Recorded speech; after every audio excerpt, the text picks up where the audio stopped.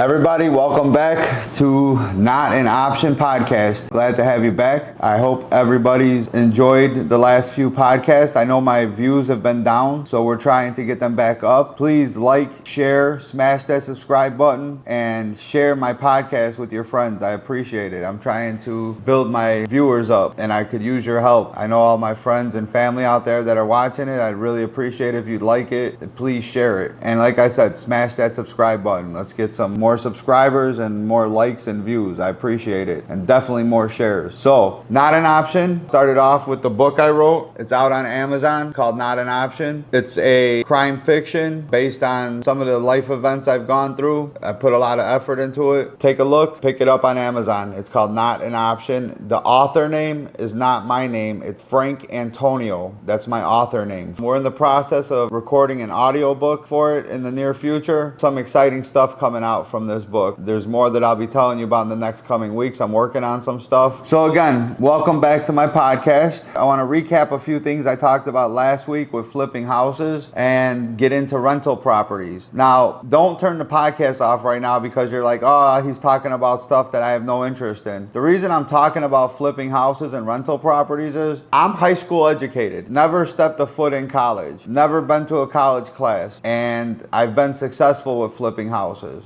There's a lot of ups and downs, but there's been a lot more ups. And what I'm trying to say is anyone can do it. You can do it if I did it. I have no college education. All I had was determination, and I put a lot of effort into finding lenders. And there's tons of lenders you can find online. You can find them on Facebook. You can find them on Google. And there's people out there that'll fund 100%. There's bridge lenders. I work with some investors that are not college educated. They're guys that just bust their ass and grind and find the lenders, find people to invest with them, and they make a lot of money. The reason I'm talking about investment properties is we were talking a few episodes ago about growing your wealth and growing your income. You can make money flipping properties without a college education. You can do it without even a high school diploma. It's all on how you grind. It's all on how you work. So I'm going to touch real quickly on flipping houses. I talked pretty deep into flipping houses in episode 5 of the podcast. The pros to flipping houses are you give quick returns on your investment compared to long-term holds and rentals and Airbnbs. You have a very high profit potential if they're done correctly. You also have a means to build capital for future investments. So you can take some of your profits that you make on flipping the houses, and if you have the right investor and they're funding you a large portion of the money, you can take a large portion of your profit and your returns on the flipping the houses, and you can invest that in other areas. Like I said, find the white collar investors, the guys that are investing in the stocks, investing in stuff with AI or stuff with the internet. Find a way to grow your money in other areas. You know, you want to be diversified. You want to have your money growing in multiple areas. Now, I'm not the brightest when it comes to investments outside of real estate, so I don't indulge too much into that. I'm going to bring some people on that have been very successful in the near future with stocks, with Amazon drop shipping, with other areas of making money outside of flipping houses. My goal here is to help all of you that are not college educated to see that there's other ways to make money. You don't have to have a college degree. And some of you that do have a college degree, there's other ways to make money outside of your college degree and make a lot of money and be your own boss and write your own ticket. And that's what I want everyone to know is there's ways to do it. Just because you didn't go to college, just because you have kids, just because you're young, just because you're older, there's ways to make money. But the whole key to this is grinding and hustle. You have to put the time in. So if you're willing to put the time in, I'll give you the blueprint to become successful, but you gotta grind. I mean, I work 7 days a week, constantly on the phone. I'm constantly on the computer, constantly have to trying to improve your life and improve your wealth. So there are cons in flipping houses also. You have to have a large amount of upfront capital, and that's where it comes into where you gotta go out and search for the lenders. There's lenders that start at lending 60, 70% of the total investment investment you need to flip the house for the purchase and the rehab, but you can find them out there. They are out there, and I know a few of them. If you want to contact me, I can give you the names and numbers of a couple people that lend 95 to 100% of what you need, especially if I recommend you, because I have a proven track record with these people. And if you only get 65, 70%, there's also bridge loans. There's also gap loans that you can get to cover the other 30 to 35% that you need. So don't feel like, oh, these people are only offering me 60, 65%. I can only do so much with that money. I don't have the other 30, 35. I'm out. There's ways to do it. There's bridge lenders, there's gap lenders. They come in. It's a private investor that takes on the difference of the percentage that you need and for a cut of the deal. Now, you're giving up a cut of the deal, but who cares? You want to make a little bit of something or a whole lot of nothing? Listen to what I said. You want to make a little bit of something or a whole lot of nothing. And even with the gap lenders, the bridge lenders, and the loan, you can still make a lot of money. Let's say it cuts into 50% of your profit, and let's say your profit on a flip is 50 grand. You're still making $25,000 after expenses. That's a lot of money. You start doing multiples of those at a time, you're making 50, 75,000 at a time. You just got to get the right realtor, and you got to get the right people in your corner to help financially back you. So it is possible to make money without a college degree, even without a high school education.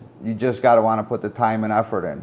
Other cons to flipping houses: if you don't know what you're doing, you're going to have problems sometimes with undervaluing the rehab cost. You're going to have problems with timing the real estate market. There's hot times of the year, and then there's cold times of the year to buy and sell houses. You don't want to be flipping a house, buying it, rehabbing it, and having it come for sale right around Christmas time. Not a lot of people are looking to buy houses around the holidays. The sweet spot is usually right after the Super Bowl, which is like the end of February, because people start having money back in their account. They've already lightened the blow from what they spent over the holidays. And then right when school starts is because people want to buy homes if they have children and have them set up in a school district before the school year starts. So that's usually the sweet time to get the houses on the market. Now, do houses sell outside of that sweet spot? Yeah, of course they do. But you have a bigger buyer pool if you hit that sweet spot. It's a heavy time commitment and a lot of project management. You know, that's a con. I think it's a pro. It's giving you something to actually work hard for, that you can control your own destiny. There's a lot of wealthy people out there from real estate, you know. A lot of wealthy people. Another con of flipping houses are the short-term taxes you pay. It's called capital gains tax. You pay a higher amount of taxes if you keep all the profit. Now, if you take that money and reinvest it in real estate, you don't pay tax on it. If you take that money and you put it all in your pocket, go buy a new car, go buy jewelry, go buy dumb shit that you probably don't need right away, you're gonna pay a higher tax bracket on that. So my advice to you is live within your means with how you are right now for the first few years, and reinvest the money as you make it. If you're doing one house, you are successful with it, you start learning the system, buy 2 houses. If you do 2 houses, you're successful, you're making money with it, buy 3 houses. Because now you're going from making 25, 50 grand at a time to making 50 to 100 grand, 50 to 150 grand in profit. And that's the key to real estate, is multiple income coming in, having multiple properties going at the same time. Once you get past doing one at a time, you're kind of going to start writing your own ticket. You're going to see how fast everything evolves, and it moves quickly, but it's going to take you a good year or two, and you're going to make money in that year or two. You're just not going to make the big money. You're going to double your income of what you would normally make in 5 to 6 months in like 2 to 3 months, if you do it correctly. And if you have any questions on how it works, what's involved in it, send me a text message, send me an instant message on Facebook, reach out to me on Instagram. I'm here to help you guys. You know, I want to see everybody I know become successful. If you're watching this podcast, I want you to be successful, whatever your success is in your head, you know. So now we're going to talk about this podcast main topic is rental properties. The pros to rental properties are long-term wealth building through appreciation. The real estate market fluctuates about every 8 to 10 years. It drops, it comes back up, it drops, but historically it always comes back up to where it was or stronger. So if you can buy at the right time and get tenants in there, you can make money every month off your rentals. If you have a single family home, and normally your mortgage on a single family home with the taxes, depending on where it's at, let's say your mortgage and all in is about $2 grand. and you're charging $25 to $3,000 a month for that rental property, you're making $500 to $1,000 a month. If you get a 2 flat and your mortgage on that is $2,000 to $2,400 a month, and you have 2 units in there, and you can get $1,600 to $2,000 a unit. Let's say it's $2,000 a unit you get for each apartment. You take that, that's $4,000. Your mortgage and your taxes come out to, let's say, $2,400 a month. So now you're making $1,600 a month. And the more units you acquire and the more units you have, the more passive income you make. The more income you make for steady cash flow. Warren Buffett said it best. When you have rental properties, you're making money while you're sleeping. You don't have to be out there grinding, working. You can go on vacation. You can go experience life. You can have more time with your family because your rental properties are bringing you money in while you're sleeping. But you're making money while you're not actually doing anything if you set the foundation correctly with buying and acquiring the right rental properties. Another big bonus to owning rental properties are your tenants pay down your mortgage. They're paying your mortgage every month. So every month you're collecting that rent. You're not just giving the money to the bank and nothing's happening. They're paying down your mortgage every month. And sooner or later you own that property free and clear. And then it's all profit except for your taxes. Also, another pro to rental properties is anyone that does rent knows your rents increase every year or two. So you can increase the rents, which normally if you're in a fixed loan, your loan amount doesn't go up. Your taxes might fluctuate a little bit, but you can raise your rents. So you can make more money every year or two and increase your ROI, your return on investment, by raising the rent. And everyone does it. It's just the way of life. Cost of living goes up. People are starting to make more money. They get raises from their jobs. You can increase your rent. It's just the way the world works with rentals. So you're making more money. So pretty soon that $2,400 that you had in expenses is getting cut down because they're paying your mortgage off. The $1,600 to $2,000 you're making in profit starts turning into $2,500 to $3,000 because you could raise the rents depending on the amount of units you have. It's definitely a very fruitful business to be in, is owning rental property. And again, you don't need a college education. You don't even need a high school diploma. You just need to do your research, do your homework, talk to other property investors, reach out to people, find out the pros and cons. Like I said, reach out to me. I've been doing this for 25 years. I can tell you pros and cons. I can tell you how to look for properties. I can teach you what to do, what to look for, and how to make money in this business. All you got to do is reach out to me. I'll put you in connection with the right people to help you find the loans, find properties, help you run and manage the properties once you own them, help you sell the flip houses. I have all that in my portfolio.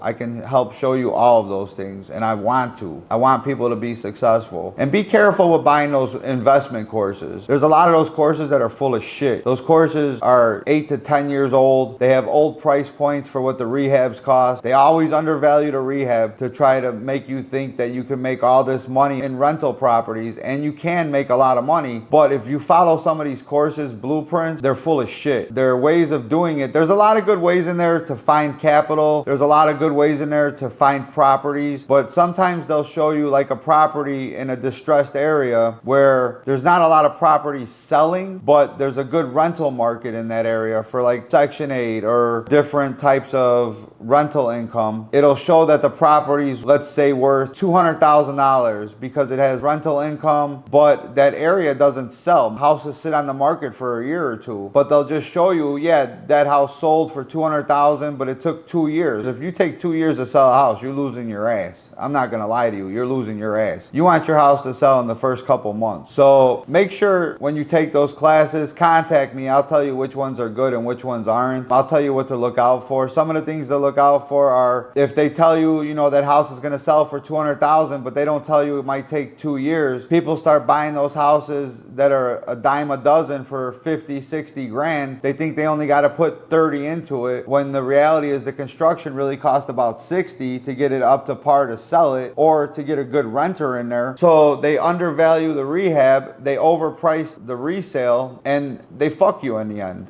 and it's just a bad system on some of those programs. Some of those programs are good. Some of them out there are good. I'm not sure off the top of my head which ones I would recommend, and I don't think I can recommend stuff on this podcast, but I would tell you be very cautious, because some of those programs cost $30,000, $40,000 to get all their information, and I know a lot of people that are $30,000, $40,000 poorer and haven't bought or flipped a property since joining that program, or they bought a property in the wrong area using those programs and they lost their ass. They didn't just lose $30,000, $40,000 on the program, they lost $100,000 on the wrong property. Now, I'm not trying to scare you away from doing real estate, because real estate is very fruitful, but you have to go in with a good plan. You have to plan 3 times and perform once. You don't want to dive right in without doing the proper preparation and readiness. So like I said, reach out to me, reach out to other property investors that you know, and there's a million of them out there that are making money. Reach out to someone, talk to someone, go on Facebook, go on the Facebook groups, and reach out to people doing this. And there's a lot of stuff you can learn about real estate investing that'll be very helpful to you making a lot of money in doing it. Now, there are cons to owning rental properties. Property management can be stressful. Yeah, you can go on vacation, you can make money while you're sleeping, but if the tenant floods the washing machine, if you have one in the unit, if the dishwasher floods and it leaks onto the tenant below, if the AC unit goes out, that's all stuff you got to take some of the rental money every month. I would take like a third of your rental profit and put it away in a kitty so that you got money put away in case a major catastrophe happens. Now, some of it will be covered under your insurance, but if the AC goes out, if the furnace goes out, if there's an electrical problem, that stuff you're going to have to pay for out of pocket. That's why you want to do more when you buy it and rehab it before you rent it. It's going to cause you less stress as you own it, because you can roll that money into the purchase and rehab amount when you get a lender, and you don't have to come out of pocket later. So you want to fix as many things as you can before you rent the property if you have a lender working with you, because they're floating the bill and you're just paying a monthly payment to them. The more you just say, oh, I'll just deal with it later, well, you got to have the money in your pocket, you got to have the money in your bank account to deal with it later. So get that stuff fixed up front and save yourself a lot of headaches and a lot of stress. Another problem with rental properties are vacancies. If you have a single family home, you're either 100% occupied or 100% vacant. So you either have your mortgage and all your bills being paid for that property, your mortgage and your taxes being paid for by the renter, or you're paying out of pocket until you find a renter. Like I said, you can make good money off a single family home because normally you can charge a good amount of rent. So yeah, vacancies can cause you to either make no money at all and be out of pocket every month for your mortgage and the taxes, or you're 100% rented on a single family home and all your bills are paid. So take that into consideration when you're buying single family homes to rent. You're all or nothing. That's why I highly recommend getting 2 flats, 3 units, 2 unit, 3 unit buildings, multifamily units, because let's say you have a 2 unit building, 2 apartments, and one is fully rented and the other unit is vacant for a couple months. You're waiting for someone to get in there. That first unit that's rented usually pays all the bills, or at least 3/4 of the bills, the mortgage and the taxes. The other unit is usually the gravy. That's usually your profit. If you're only 50% capacity, at least your bills are still mostly or all completely getting paid.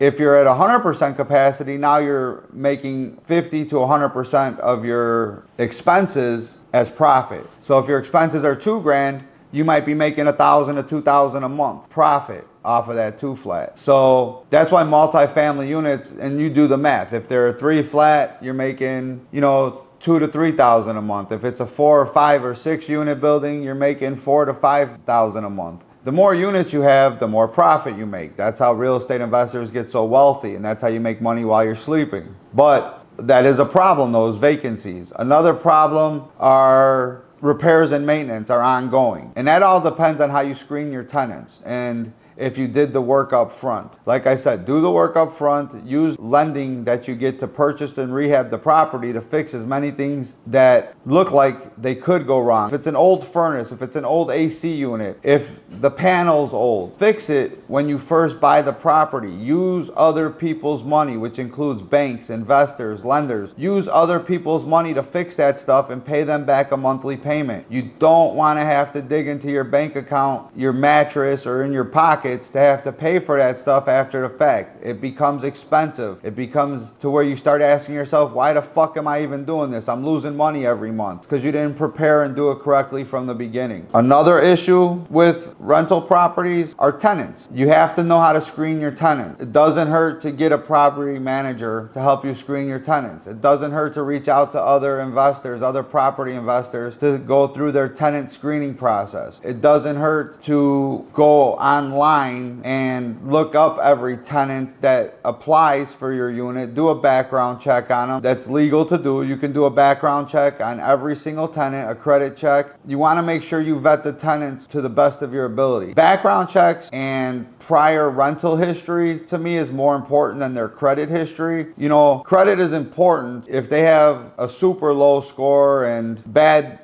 previous rental history and never pay their car payment and had a repo and all that stuff, they're probably not going to pay you. If they had some late payments on a credit card or some doctor bills or hospital bills they didn't pay, or just something emergency that came up and they couldn't afford to pay it all and it hit their credit, that doesn't mean they're a bad tenant or a bad person. It just means they ran into life, and life happens. So don't always judge on that score. Actually look at the credit report and see what the people are doing. And that'll tell you if they're a scumbag tenant or if they could possibly be a good tenant. A scumbag tenant is just someone that just does not pay their bills, any of them. They're late on all their old rents. They're late on all their car payments. They've got evictions. They've got repos. They don't pay their utility bills for whatever reason. It doesn't mean scumbag. I shouldn't maybe call them scumbags, but let's just say they're not bad people. They just aren't good with money, and that's not who you want renting from you. Some of them are scumbags. Some of them just are trying to fuck the system. So you got to watch out for those people too. But just because a person falls into hard times doesn't make them a bad person, but it might not be the person you want to rent to if they're constantly falling into hard times or they can't hold a job. You want to check their job history. You want to check the credit, like I said, and take a look at the credit report for what's affecting it. You want to really check their previous rental history and talk to the previous landlords. Find out if they were a good tenant. Find out how they left the unit when they moved out. Find out if they were always a problem, calling 100 times for every little issue that really wasn't the landlord's responsibility. Find out if they were just a pain in the ass. Find out if they took good care of the unit and it's someone that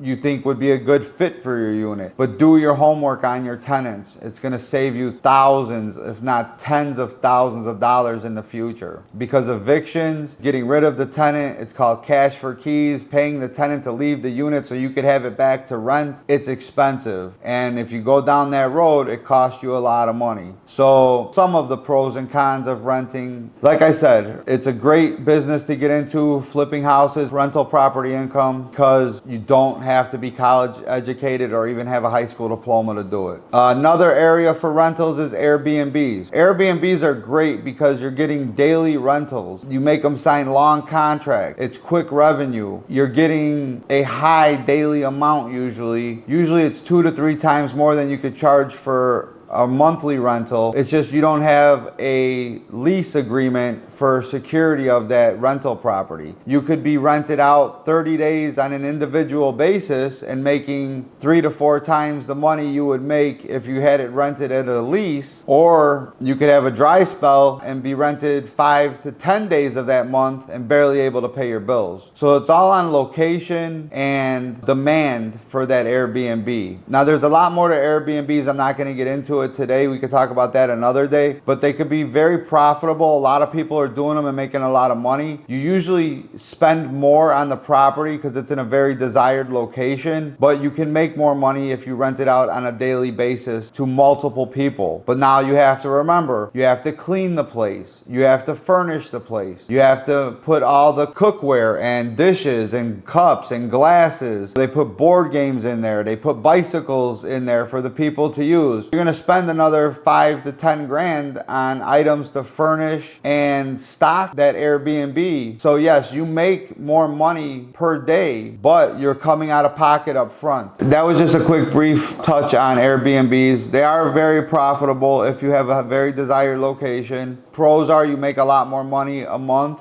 You make a lot more money per day. Cons are you're renting to strangers and you have to stock the home. You have to remember that you have to pay a premium for those properties because it has to be in a location that people want to vacation at or that they need to be at for short periods of time and are willing to spend more money on than staying at a hotel. But they're going to want amenities if they stay at your location instead of a hotel. They're going to want the cookware. They're going to want the kitchen. You know, they're taking your place because it has a kitchen. It has multiple bedrooms, but they're going to need all the cooking utensils, all the dishes, all the glasses. Like I said, they're going to need a lot of items to have stocked in that unit, and then you got to make sure you maintain all those items, and you got to make sure none of those items are broken. And if you rent the property for 1 or 2 days, you got to have a cleaning person come in and clean the unit. If you rent it for 5 to 10 days, you pay a cleaning person to come in every 5 to 10 days for a long vacation. Or if you have multiple renters coming in 2-3 days only for short vacations or short periods of time, you have to pay someone to come clean that unit. Now, instead of 3 times a month, you're paying someone to come 6 to 7 times a month. So you got to take that into consideration too. Airbnbs can be very profitable, but they cost a lot of money to upkeep and they cost a lot of money up front. Which is for you, flipping or rentals? Flipping is active income and short-term focus. It's quick money, short-term. It's you buy it, you fix it, you sell it, you're done. There's no residual, no active income coming in monthly. You take that profit, you either spend it or roll it into another property. Rentals is passive income, long-term focus. So what that means is you're making money while you're sleeping, you're making money while you're on vacation, but it's in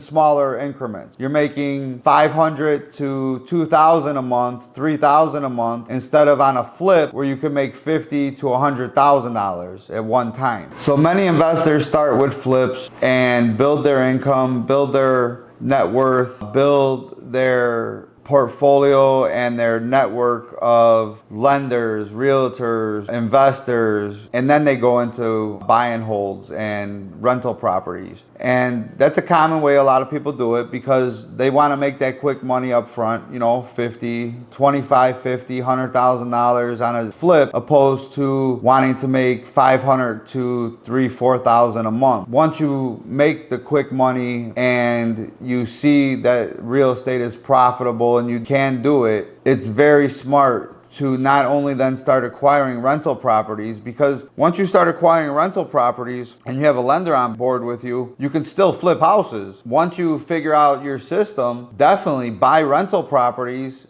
get yourself 10, 20, 30, 100 units, you know, and still flip houses. Now you're making money while you're sleeping, plus the 50 to 100,000 you make on a flip is the cherry on top. You're not working for your job anymore. You don't have a boss over you. You're making 3, 4, 5, 10, 20,000 a month off your rentals, depending how many you have. And you're flipping 1 or 2 houses at a time for 50 to 100 to 150,000 every 3, 4 months. Because that's the process flipping takes. Flipping is a process that you're not going to complete in less than 3 months. Unless you wholesale a house, you're not going to make your money on flips in less than 3 to 4 months minimum.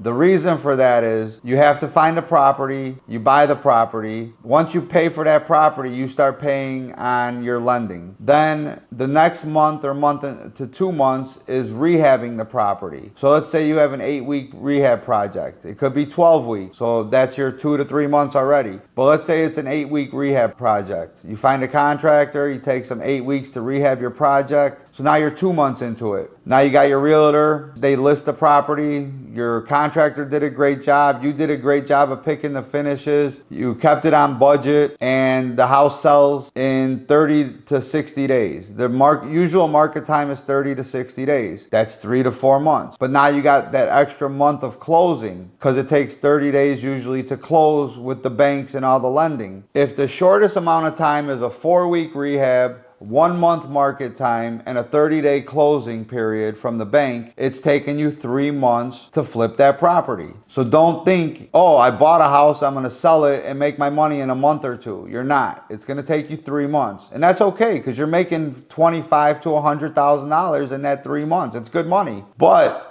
it could be 4, it could be 5 months, and it's still okay. You're still making, if you only make $25,000 in 5 months, you still made $5,000 a month. If you make $50,000 in that 5 months, you made $10,000 a month. It's good money, so it's okay. I just don't want you going in with the thought process that you're gonna make that money back in a month or two. It doesn't happen. It's not gonna happen. It's never happened for me, and it won't happen for you unless you wholesale the property. And wholesaling, we'll get into it another time. That's a whole nother ball game. That's why I say you wanna do multiples. If you start a project in January, you get it on the market, you're fixing it, you're getting ready to get it on the market by March, April, and you start another property in February, you get it on the market by April, May, you have money coming in consecutive months once you hit March, April, May. And then the money starts flowing. And once you sell that property, line up another one, the one that sold in March, line up another one, buy that one in March, April, turn around and get that one back on the market and get it sold and closed by July, August, September. Now you're making 3, 4, 5 times your profit in a year. And that's how you make money in real estate. And like I said, if you want to contact me, I can give you a lot more in-depth information on how to do this.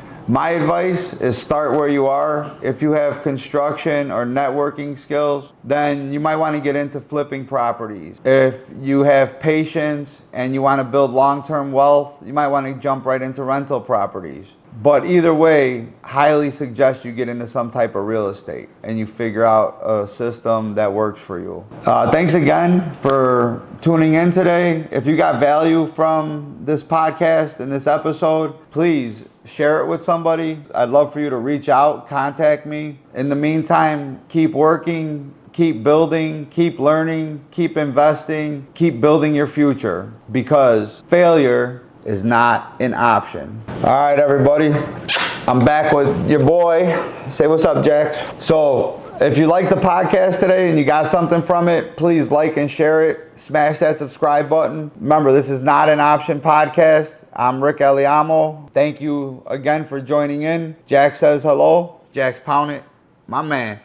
And we're looking forward to seeing you again in the next couple weeks. We're not doing a podcast next week. I'll be out of town, but we will have one the following week, and that's where I'll talk about real estate investing, trials and tribulations that I've personally gone through or know people that have gone through. And again, like, subscribe, and share my podcast, please, because failure is not an option, and we are not failing with this podcast. Pound it, Jax. My man.